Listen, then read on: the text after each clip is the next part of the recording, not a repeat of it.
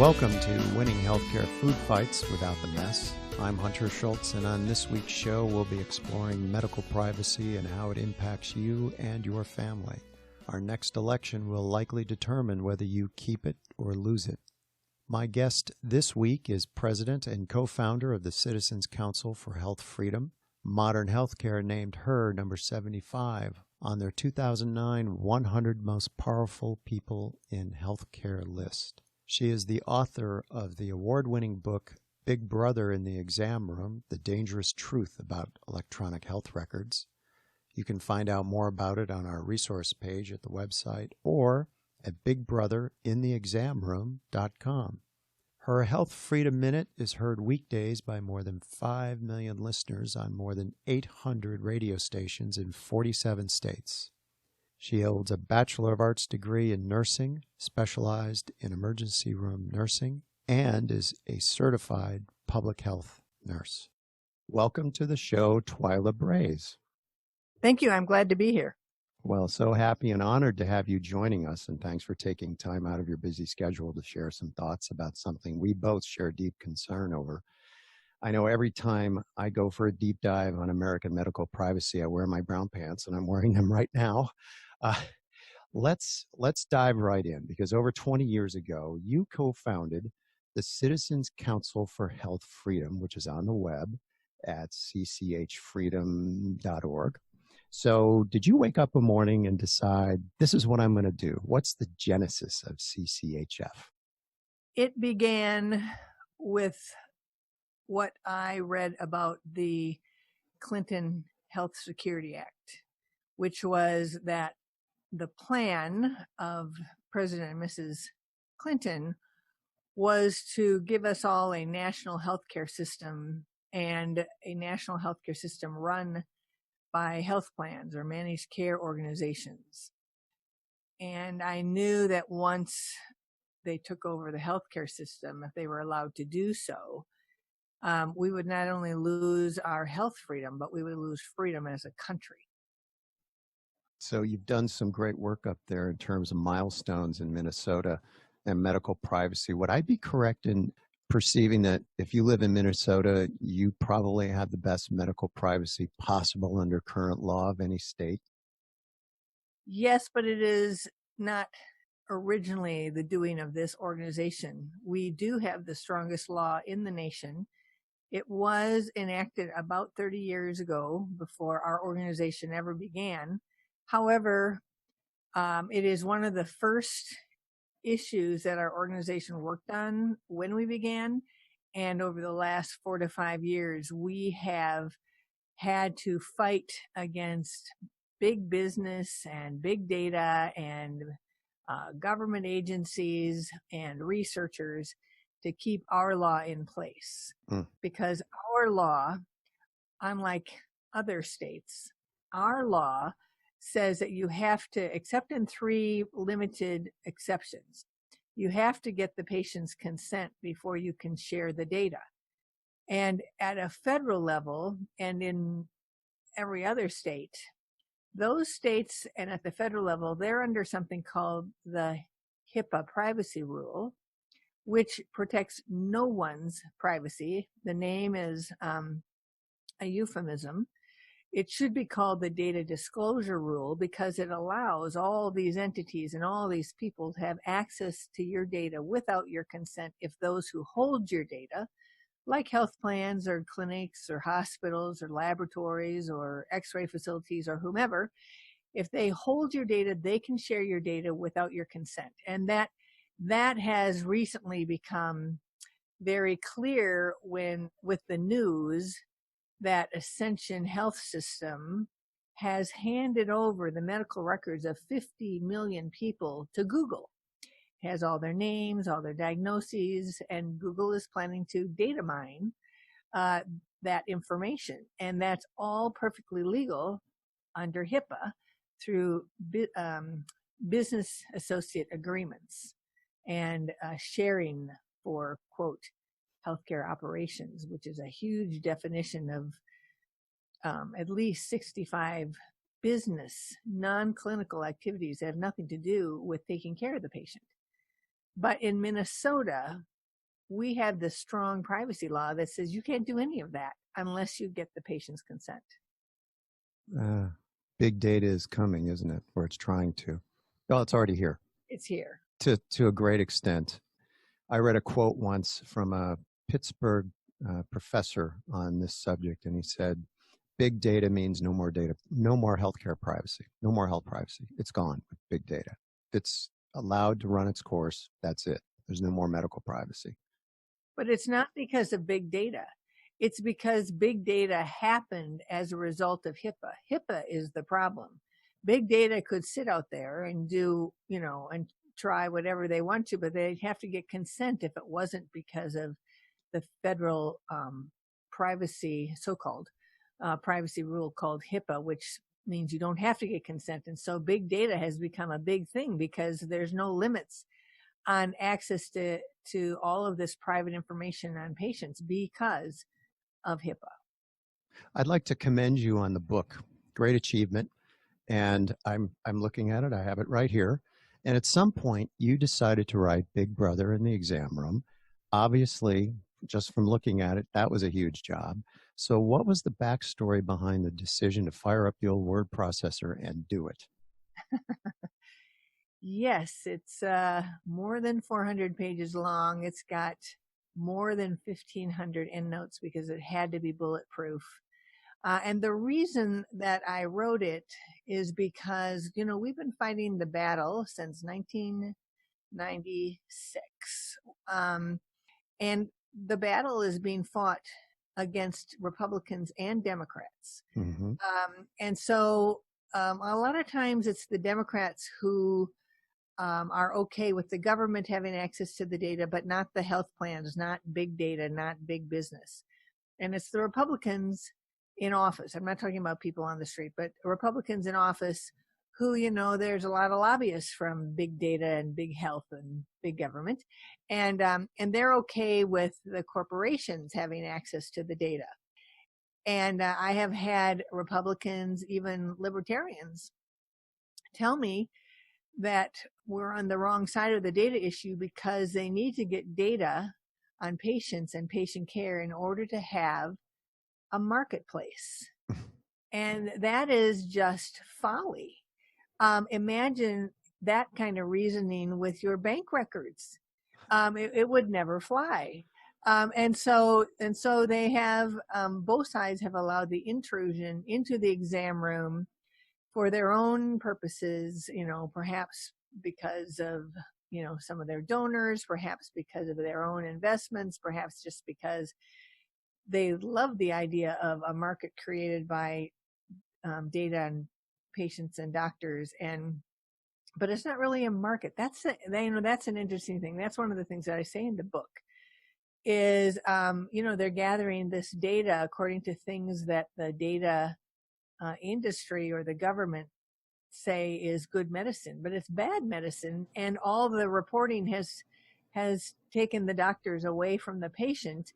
And then what they're getting is not quality healthcare measurements. They're getting compliance measurements with how the outsiders want medicine to be practiced. And that's not good for any patient.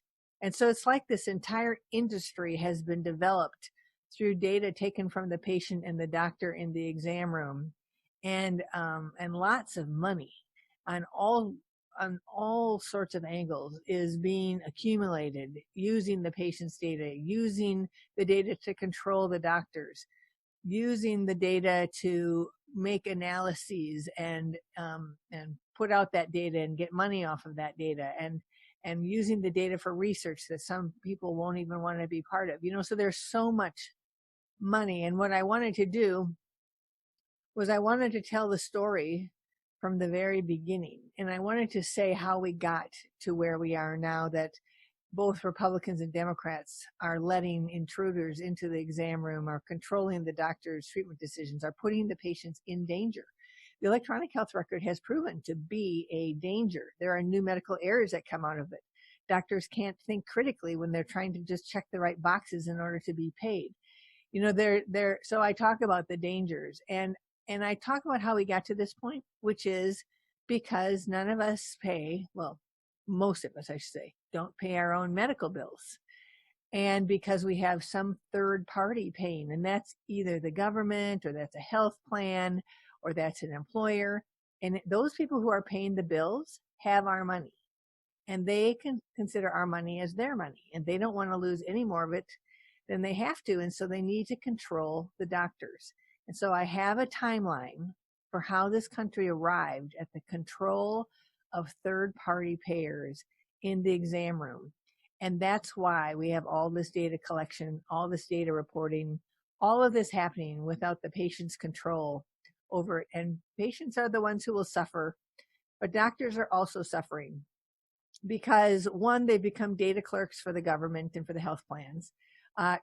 Two, they feel the ethical quandary in this because they know they're supposed to be taking care of the patients, but they're taking care of the paperwork.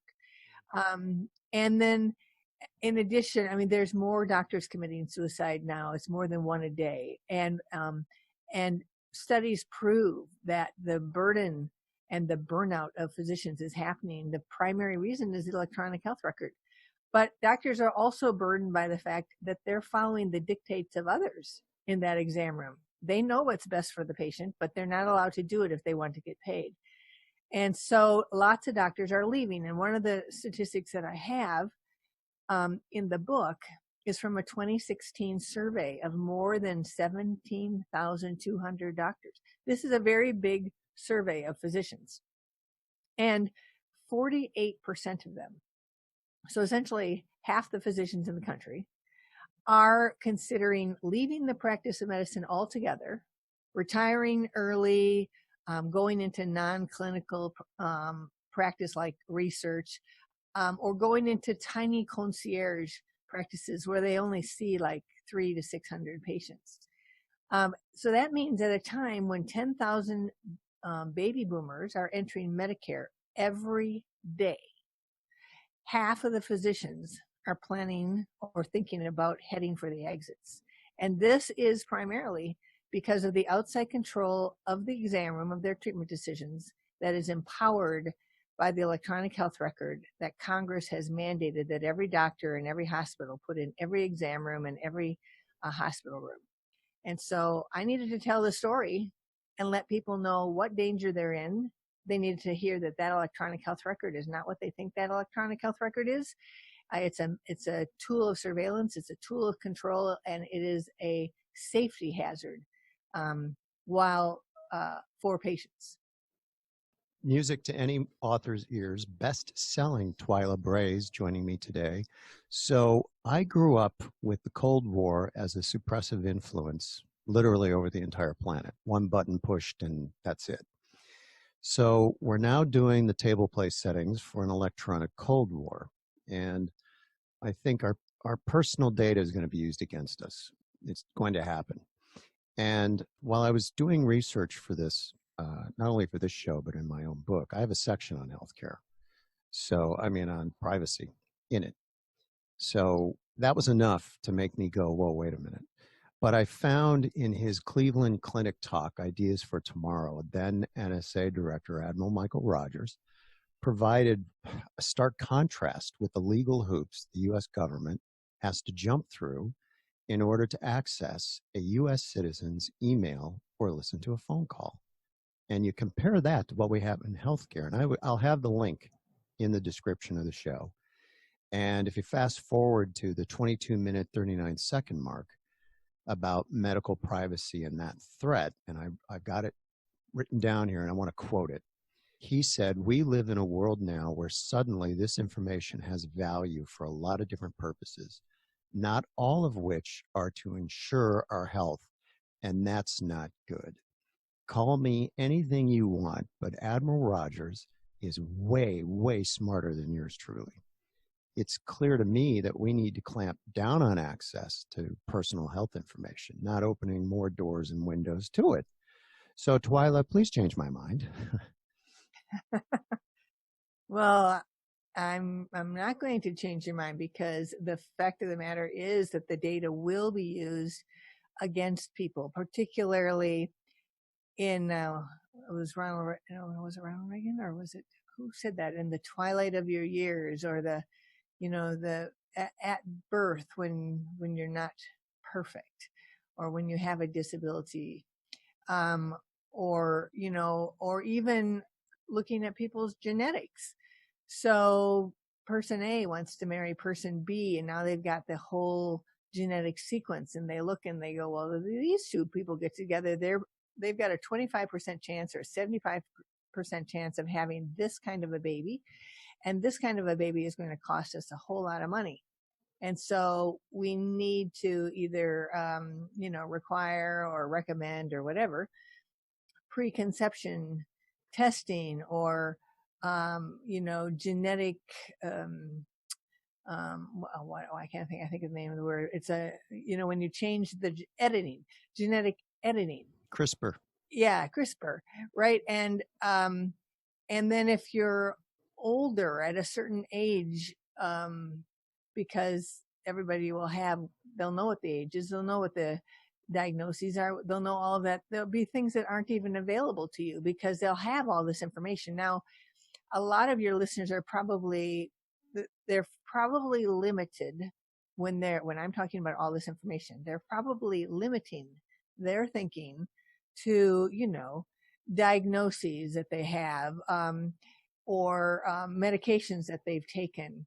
But your listeners need to expand greatly on that, because what's happening today is the whole movement towards social determinants of health information. And that means things like your ability to access food, your income, what are your housing conditions like, what kind of family situation are you in? This is a collection of basically all the information on your life. What are you doing on social media? And then, people are making errors, I think, when they go into the patient portal of their clinic and they start adding more information about their life to the patient portal. This is considered patient-generated information. And it helps to, fill in the details of your profile. You might even share your sister's name or your parents' name, or, what you did. You ate a certain food when you're out at, wherever, right? People are starting to put in all this information. Well, it doesn't just sit there in the patient portal of your doctor's office, because the whole plan, starting with the mandated government electronic health record, because it has to be government certified, it's got to be government designed, it's got to do what government says. That's what's in everybody's exam rooms today. So the whole movement there was to connect all of these electronic health records together online through the internet into something called the eHealth Exchange, which is a nationwide national medical record system of computerized, digitized data accessible to everyone who under HIPAA can have access to it. And that, according to the federal government, is 2.2 million entities. That's entities. That's not people. That's entities. So hospitals, different kinds of facilities. 1.5 million of that are business associates of hospitals and clinics and health plans and laboratories and data clearing houses. And so all of them can have permitted access to all of your data without your consent if your hospital, health plan, doctor, laboratory, if they decide to use any of these business associates for anything that they want to do, whether it's research or analytics or predictive analytics to see how expensive of a person you're going to be. And so Epic is like the biggest electronic health record in the nation. And I quote in my book the founder of Epic, Judith Faulkner. And I'm not looking at that quote at this moment, so I can't, it's just going to be paraphrased. But it goes something like this. She's telling her, it's at her user group conference, which means all the people around the nation who use the Epic system are invited to come to a conference. And she's speaking at this conference. And she said something in this order. to these 8,000 people. We need to know what you eat, how you sleep, how many hours you sleep, and what your social conditions are, because they all affect your health. So this means your behavior. This means what you do on social media. Now I'm talking your behavior, social media, anything that has to do with who you are. And so the electronic health record, she would like the electronic health record to be called not an EHR, electronic health record, but a CHR, comprehensive health record. And I call it a complete dossier of your life. And so there you are, a vulnerable person in the exam room. And you are creating against yourself at a time where you have no choice. If you want care, you have no choice but to give up all this data so they can build this profile, this dossier on who you are. I do tell people, don't fill out questionnaires, don't answer lots of questions, don't share any information more than you need. But I encourage people to find clinics that aren't part of the system. Like we have the Wedge of Health Freedom, and they could go to jointhewedge.com and find a doctor who does only cash, check, or charge, and promises to keep their data between the four walls of their clinic. Yeah. Because you need to try and protect yourself. Sure. We're circling at the 70,000 foot level in some respects. And I'd love to drop down to the ground level where the listeners are getting medical care. And you've said some things that kind of lean in that direction.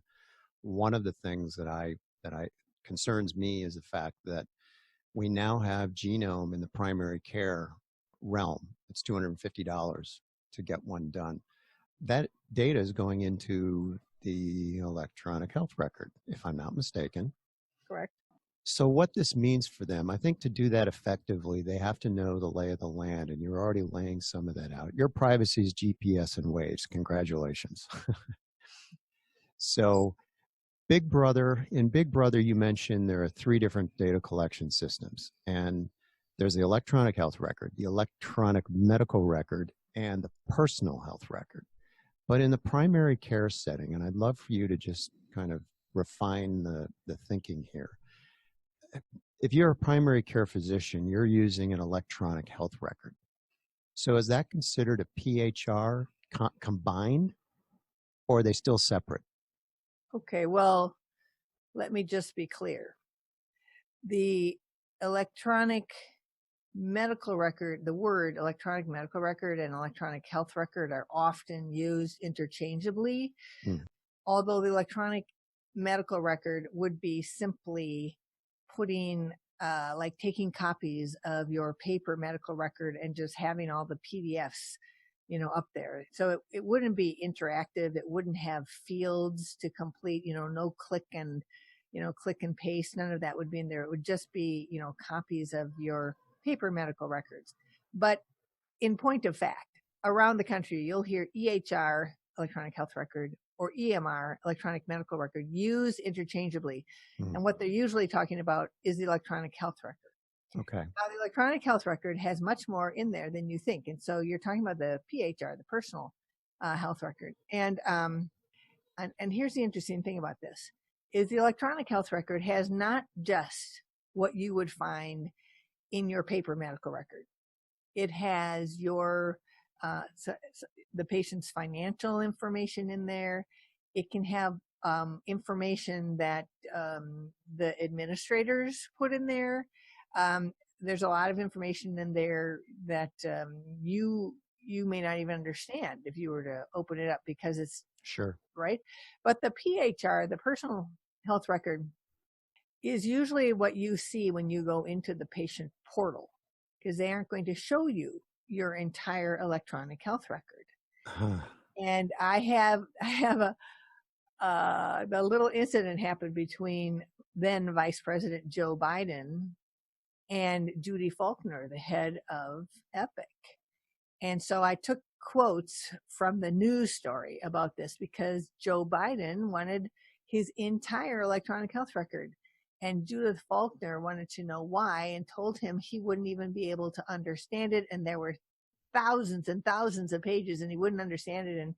And he got just really mad because he wanted the entire thing. And so that little incident is recorded in there to just show you how vast the electronic health record is. Wow. And so much else in there. And so the PHR is just the little part that you're allowed to see. And most people think, oh, that's what my electronic health record is. This is what I can see here. No, the electronic health record is much more vast with much more information, much of which they probably wouldn't want you to see. Joe needs I think Joe needs a pair of brown pants. And that's why I'm wearing mine. So we're here with Twila Brase, president of the Citizens Council for Health Freedom. Primary care provides most of our health care in our entire lifetime. And so these doctors are collecting information, they're putting into the EHR, and some of that is really sensitive and private information. And they need that information in order to do the right job, and garbage in, garbage out. And they'll tell you that. We need to know the whole story. And that's nothing new. That's 2,400 years of Hippocrates. So docs are dealing with some brutal aspects sometimes in patients' lives. I mean, you have sexual assaults, you have rapes, and there are issues of abortion, adoption, addiction, mental illness, and only the physician is going to know that for a variety of reasons. In many cases, fear and shame are the two of the biggest drivers for that. So let's follow this trail. The doctor enters this horrific rape and the healthcare aftermath into the EHR. Twila, can it and how can it spread into our current system? Does that go into Epic? I mean, how does that work? So there are different EHR systems, and they're called EHR vendors. And so one of the biggest one is Epic, and there's Cerner, there's NextGen, there's a bunch of different ones. And according to how much money you have, you probably pick different ones, like Mayo Clinic that has Epic everywhere that Mayo Clinic is, Epic is. It costs them $1.5 billion to put it in under this government mandate. And so that's what you see next to your bedside. It's the software. It's the computer screen maybe, but it's for sure the software. And what happens, let's just say it's an Epic record. We'll just use Epic. If it's an Epic record and the doctor puts it in sitting there, in front of the computer screen, puts this information in, that information goes and travels over the airwaves to Verona, Wisconsin, which is where the servers are for Epic. And so it does not stay within those four walls. It does not stay within that computer screen. It travels to the servers, or what's called the Epic cloud. And a cloud is just where you've got these big servers, data collection servers that are sitting somewhere. It's like when 9/11 happened, right? Mm-hmm. One of those companies got to start up their business the very next day because all of their data went into a whole server system that was far from New York City, right? As a protection for their business. Sure. Well, that's what happens with Epic. It goes far away into Epic's server system. And then now it's available. It's part of Epic, right? It's in their server system. And sometimes and I'm not saying that Epic does this, but sometimes when a doctor or a clinic or a hospital, they want to leave Epic behind, and now they want to take on Cerner, for instance. It can be hard for them to get all their own data out of the former system because the former system doesn't want to let it go. The former system, like Epic in this case, would like to hold on to all that data on all those patients, right? So once it leaves the structure of the clinic, some people say possession is 90%. Well, the possession is happening over at Epic. Now then Epic might join in with the electronic health exchange. And so they could hook themselves up to the national medical record system that the government is creating called the eHealth Exchange. And now anybody else across the country who's part of the eHealth Exchange, if the doctor gives them permission, they can tap in to the data that's sitting in Epic. But it's not only that. Let's just say you're at Mayo Clinic in Minnesota and your records are at Cleveland Clinic. I can't remember if Cleveland has Cerner or Epic, but let's just say it has Epic just for the fun of it here. So you're far away and both, and your records are far away in an Epic system over here and you want them. Well, Epic has this program called Care Everywhere, I think. And so the whole staff of the clinic that you're at can tap into the information from the clinic that you were at. And one of the ways that you can figure out as a patient exactly how broad the access is to your data, sometimes it's just by calling up the clinic and asking to see what happened at your last appointment. And you might have the clerk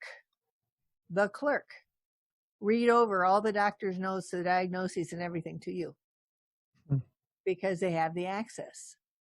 And I have, and thumb drives, and well, that, yes, but I have talked to workers at clinics of big systems who have, there was one worker who said, you have no idea how far away we have to go to make sure that our colleagues can't see what we went to the doctor for. Wow. And so this has been perpetrated on us by Congress and by the U.S. Department of Health and Human Services during the Clinton administration under Secretary Donna Shalala, who is now a senator, I believe, from the state of Florida, maybe. And it was her idea in her recommendations for privacy that even though privacy was an age-old right, that it was now time to make it available for useful and publicly useful purposes or something like that. And that's how they took away all the consent rights, the legal consent rights, the legal, before HIPAA, a doctor wouldn't share your information because they were afraid of getting sued. Mm-hmm. Now there's no private right of action for you to even sue them. That was taken away by HIPAA. So all your consent rights and all your legal rights were taken away by HIPAA, and so all the sharing is happening without your consent. I guess one of the biggest fears I have is with Medicare for all and single payer and essentially a government system like NHS in England, and they have their own issues now. 329 million Americans and all their health data is going into a database, and you now have the world's most hunted database. In my research for this, and I hope people understand that when I started researching this, a lot of these questions came up as just I had no idea. It's scary when I see what's going on, that CMS, which runs Medicare, they have access to personal health information through contractors. CMS has to audit their provider payments, or the GAO would have kittens, I would suspect. And correct me if I'm wrong in any of this. So the doc enters the CPT code, the billing codes into the EHRs.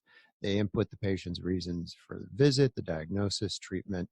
And as I understand it, it's usually a registered nurse, and you're a registered nurse, from an accountable care organization will go to the physician office to look at the system auditing Medicare patient records. And the real kicker is, and you've mentioned this, they can do this without patient authorization. How am I doing so far? Pretty good. It just is reminding me that I said 2.2 million, and those are like the practitioners and the facilities and the 1 million business associates. But that 2.2 million number does not include the government agencies that can have access. So you're reminding me to add that in there. Wow. So I can understand why CMS would want the ability to go in without patient authorization. There's a logistical issue, whether it's technical or in this case, you've got RNs going in to see a PCP and they've got 2,500 patients. I mean, that agent isn't going to call all those people to ask permission, and that's not going to happen realistically too. And my response would be, dream on, Bullwinkle, no way. So I understand from their view why they wanted this, and they needed the blanket authority to do their audits. And so I asked myself how on earth they got this approval. And I saw they went to the OCR, and this is in the Federal Register. And in the proposed rule, they talk about this. And then it's in the rule itself. And I saw OCR, and I'm thinking, what is that? Well, it turns out it's the Office of Civil Rights. And I thought, gosh, is that in the Supreme Court? Is that the World Health Organization? No, it's in the Department of Health and Human Services. So figuratively speaking, George goes over to Paul across the hall and says, hey, we have this logistics problem. Can you give us approval to do this? And going back to what Admiral Rogers said, there's no FISA court at all. It's harder for the government to get emails and phone calls. So, what went through your mind when you saw all this go down? You weren't surprised. Well, no, because there's all this, health data, I think because of third-party payment, because the government has, what are we up to now? We're up to almost 60 million people on Medicare, and Medicaid is an even more expensive program than Medicare. And then you got all the veterans, and they got Obamacare. And so as far as they're concerned, they would be saying they'd be paying, protecting taxpayers. Mm-hmm. And they do millions of dollars of improper payments every year. And the reason that happens is because we have government programs. And so it's just like this vicious circle. You create government programs, which create such an atmosphere and ability for fraud. And then you say, we've got to find these people. So we're going to get all the data about everyone. And then you make the patients even more vulnerable about having all of their data. And it doesn't stop the improper payments. But I think about your listeners and I think, oh, they probably put up their hands and they've thought, well, there's no hope, there's no help, there's no nothing. But I can tell you that, there are different administrations with different directors of the OCR. And right now there's a director of the OCR who's willing to be kind of controversial on things like religious freedom and all. He's went up against some of the Obamacare regulations. He stripped them down. And so, we have asked the director of OCR to bring back the right of consent. Because here's the interesting thing. The law passed in 1996 called HIPAA, and there's no privacy in that word. It's the Health Insurance Portability and Accountability Act, HIPAA. And out of that act was this requirement that either Congress write a law for privacy or HHS, the U.S. Department of Health and Human Services, was required to write a rule for privacy. And when they wrote that, and nothing in the law required them to strip Americans of consent rights and to take away privacy. It didn't say to protect privacy and protect consent, but it also didn't require it to be taken away. And as I said, it was Secretary Donna Shalala who decided that privacy must go so that the data was available for all sorts of other purposes. And so HHS today and the Office for Civil Rights today could, if they wanted to, simply strip out the permissiveness of HIPAA and put back in a simple requirement for written, informed, voluntary patient consent for sharing of medical record information. They could do it. They could. So I don't know if they will, but we are pressing them, and we have pressed them on the fact that nobody or so many people who refuse to sign the HIPAA form. That's a campaign of ours to refuse to sign the HIPAA form. So many people who refuse to sign that or the acknowledgement of the acknowledgement statement that they have read, received, or understood the notice of privacy practices. One of those two people refuse to sign. And when they do, sometimes hospitals or clinics say, well, we aren't going to see you because you're required by law to sign that. But that's not true.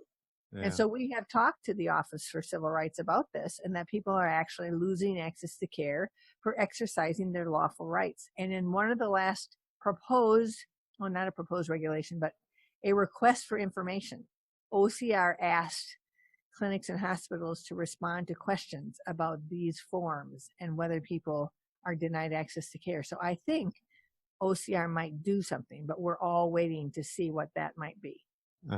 Well, you know, in my show with Dr. Molly Rutherford a few shows ago, I mentioned that President Trump ought to give her a call to get the real story about addiction and recovery. And he likes going to the front lines because the story is likely to change as it moves up the chain of command. So if President Trump called you on the phone, what would you tell him, knowing that his time is short and read my book is probably not what he wants to hear? Send him a copy after the call. So what would you tell him, knowing that we only have a few minutes too? So I really want to get this. What would you tell him? I would tell him that medical privacy and consent rights need to be restored because outside access to medical records is being used to control the entire healthcare system and to bring us a American style version of socialized medicine where the health plans centralize the dollars, the data, and the decisions.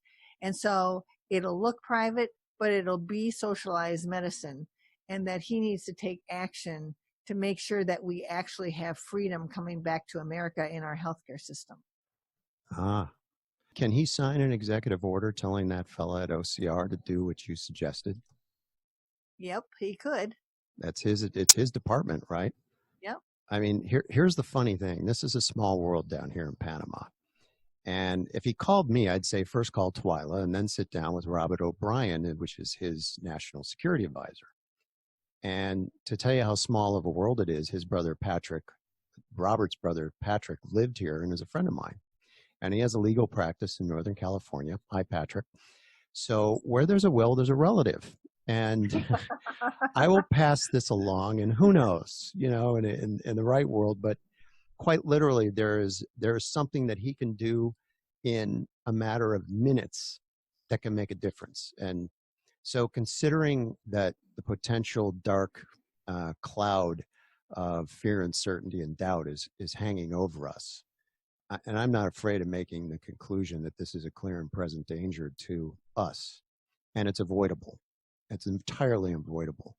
And I think, and you probably know where I'd go with that, and that's direct primary care as one example. It prevents patient-sensitive information from getting released in the wild. So has Hunter gone cuckoo for Cocoa Puffs, Twila? What do you think? Nope. As I have said it, we are creating escape hatches from the current system. The Wedge of Health Freedom at jointhewedge.com is one of our escape hatches. So you can get a doctor who really works for you and doesn't share information and is at an affordable price. But the other thing that we have done is we got the Trump administration to do an executive order on October 3rd, and Section 11 of that Medicare executive order will requires the departments to disconnect Medicare enrollment from Social Security benefits. The Clintons tied them together in 1993 and said if you don't enroll in Medicare, you will not get access to your Social Security benefits. This is not lawful. This is not in law anywhere. It was an executive instruction, unilateral from the Clintons, and it's been followed for 26 years. And so the executive order says these two things must be disconnected. And that, of course, will start the road towards private coverage for a lifetime for seniors and for all the young people today who really should not expect to have Medicare in their future because, according to the trustees, it's probably going to be insolvent in 6 years, 2026. That might be extended a little bit. They might even pour more money into it. But with how many seniors are depending on it, there's going to be rationing. It's an unsafe system to depend upon. You really do need to have a real indemnity, medical indemnity policy that pays you, however much money that is, $100,000, whatever it is, that's how it used to work, pays you, and then you pay your doctor in your hospital. And that will just make everything affordable. That'll make everything better. That'll make you simple. Well, yeah, and patient care will be centered around you. It won't be about what the outsiders say can and cannot be done. Right. Twila Brase, president of Citizens Council for Health Freedom. That's cchfreedom.org. Thanks so much for joining me. And your comments on how the data travels from the primary care doctor on up into the system, that was really helpful because I didn't know what that was. And I'm sure the listeners didn't know how that worked. And so thank you so much for coming on the show. You're welcome. Thank you for inviting me. Well, it's an honor. And to my listeners, thank you too. We're going to have this episode up on our YouTube channel, so your comments are appreciated. And what's your own privacy perception? Have a discussion there. The appropriate links, that things we discussed, videos in the book, everything that Twila mentioned, we'll have that on the website at winhff.com. That's all for now, and please join me each week as we take a deeper dive into aspects of healthcare you won't find anywhere else. And there you are. Thanks for listening to the Winning Healthcare Food Fight Show. Hit the subscribe button to hear more expert thinking on getting better care without the mess.